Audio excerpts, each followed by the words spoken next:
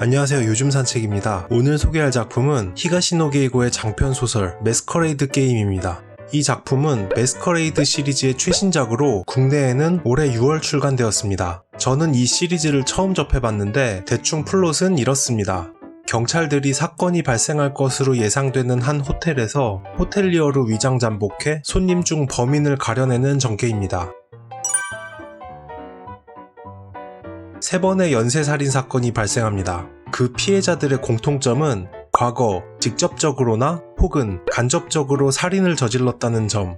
그런데 과거 피해자들의 유족들, 그러니까 살인사건의 가해자로 의심받을 수 있는 평생 한을 품고 살아온 그 유족들은 각각의 사건이 발생한 시점마다 완벽한 알리바이가 있었습니다. 때문에 경찰은 그 유족들 간의 교환살인, 로테이션 살인의 가능성을 염두에 두고 그들을 감시하기 시작합니다. 그런데 놀랍게도 그 유족들은 한 호텔에 약속이라도 한 듯 같은 날에 투숙을 하게 됩니다. 제4의 피해자가 그 호텔에서 발생할 것이라는 추측에 도달한 경찰 측은 호텔리어로 위장하고 잠입수사를 시작합니다.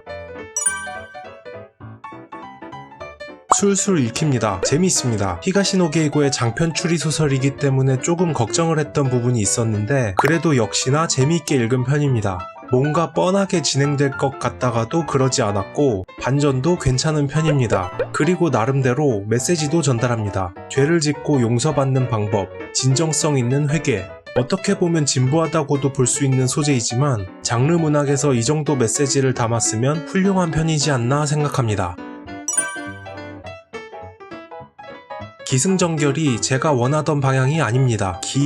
기기결? 이런 느낌? 사건이 도대체 언제 일어나는지 책장을 넘겨도 계속 판만 깔리는 느낌. 내가 원하는 방향대로 전개가 진행되지 않는다. 이 부분이 장점일 수도 단점일 수도 있는데 어쨌든 개인적으로는 이 부분이 조금 답답한 느낌이 들었습니다. 사건이 일어나야 하는데 사건은 일어나지 않고 등장인물만 계속 추가됩니다. 얼마 전에도 얘기한 적이 있죠? 저는 책을 읽을 때, 특히 일본 소설이나 러시아 소설을 읽을 때 등장인물의 이름을 손으로 적어가면서 읽습니다. 그런데 이렇게 많이 이름을 적은 적은 처음이네요. 이 작품은 등장인물이 너무 많아요. 경찰 측 인물들, 호텔 관계자들, 피해자와 피해자 유족, 가해자, 그리고 의미 없는 인물까지. 그런데 또 가명도 있습니다. 스토리 진행에는 전혀 관계없는 삭제되어도 아무런 문제가 되지 않는 인물들도 꽤나 많이 등장해서 혼란스러운 점이 있었습니다. 가면무도회라는 뜻입니다. 베네치아가 유명하죠? 가면을 쓰고 즐기는 귀족들의 사교 문화, 손님이라는 가면 속에 감춰진 진짜 얼굴을 가려내는 게임, 매스커레이드 게임의 의미입니다. 인 것 같습니다.